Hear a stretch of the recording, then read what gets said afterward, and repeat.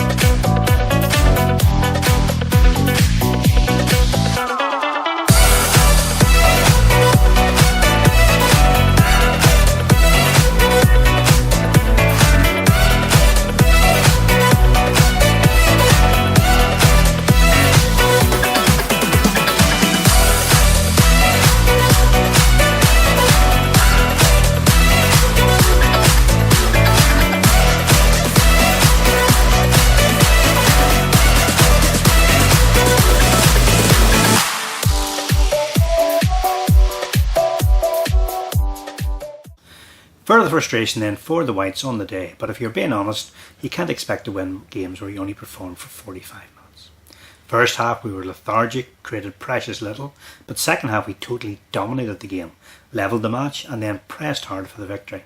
And indeed, if it hadn't been for some inspired goalkeeping from home goalkeeper Daniel Devine on the day, we would have probably won the match. Looking now at the rest of the results from around the Bluefin Sports Premier Intermediate League, we can see that there were wins on Saturday for Anna United, Newington, Myola Park and Tobermoor United, the latter two picking up their first victories of the season. Elsewhere, Portstewart and Banbridge Town drew 0 each. Looking now at the league standings after Saturday's game, the table presently isn't making good reading for Lisburn Distillery, with the side currently in 10th place in the standings. However, given such a topsy-turvy start to the season by virtue of the clubs, we're still only 5 points off second place, so there's still plenty to play for. Anna United are the only side so far with 100% record this season. Well, after the game on Saturday, I caught up with goal scorer Francis Dugan, and here's what Francis made of the game against Armagh on Saturday. Francis, that was really a game of two halves, I think, today. First half, pretty poor, I think it has to be said from the side. Second half, much better performance. What were your thoughts on the game? Yeah, it was definitely a game of two halves, Colin. I thought the boys didn't come out well. First 45, sort of nip and tuck. We were trying to hold on there a wee bit. Come out all guns blazing. Second half, got a goal and sort of pushed us on a wee bit, and we started to believe in each other. But all in all, coming away here, we wanted to come away with 3 points, and we didn't do that. So we got us bounce back and sort of get the grips with next week and go ahead and get 3 points then.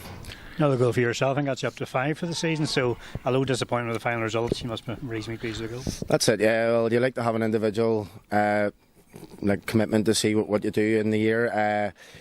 I don't mind who scores a goal. If we win 1-0 and it's an own goal, I don't mind as long as we get the 3 points, but I can't give the boys. You have to give the boys credit the second half there, like they did. They pushed on and they tried everything they could to get to the winner, but it just didn't come today. So heads up and we'll go again. Next week then we change the competition again. We're in the Irish Cup for the first time this season. Yeah. Obviously this is one of the big knockout competitions. Looking forward to that. Yeah, well, we're looking forward to it. The boys sort of want to get back out there again, and after today they want to get back out there and get a win and sort of get the confidence back and score a couple of goals. So yeah, we need to get a win next week. It's nothing more important than get a win next week and sort of try and push on towards our next league game again and get another 3 points hopefully. Okay, Francis. Thanks very much. Thank you, Colin. Thank you, mate. Cheers, mate. Cheers.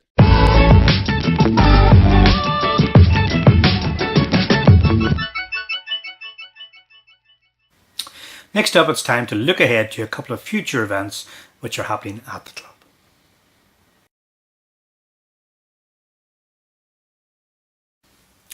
This Sunday sees our annual golf day, which takes place at Ballyclare Golf Club. Hole sponsorship is still available for this and costs £50 per hole for individuals or £200 for corporate, with that option including a free 4-ball and meals for the sponsor. The cost to play in the prize event is £40 per person, which once again includes a post-round meal, and you can also attend the meal on its own for a cost of £15. Further details on all of this can be found on the club website. A European Legends lunch will be held at the club on Saturday the 13th of October ahead of our home game versus Sport and Leisure. This event has been hosted to recognise the amazing feats of the distillery teams in 1963 and 1971, and we're pleased to confirm already that Roy Welch, Joe and Derek Meldrum, Sid Patterson, Jack Kennedy, Peter Watson, Alan McCarroll, Tommy Brannigan, George Lennox, Joe Patterson, Jimmy Burke and Jim Savage, amongst others, have agreed to join us for the event. Further details on this event can be found on the club website.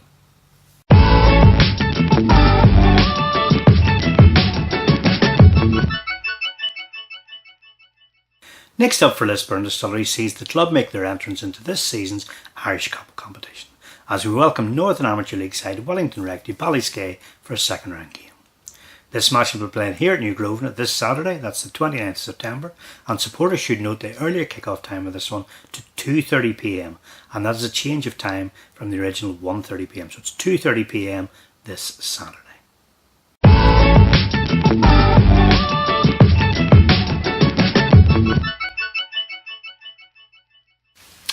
So that brings us to the end of episode 84 of LDTV. Thanks as ever for watching and for your ongoing support for Lisburn Distillery. Until the next time, it's goodbye from me. Come on you Whites!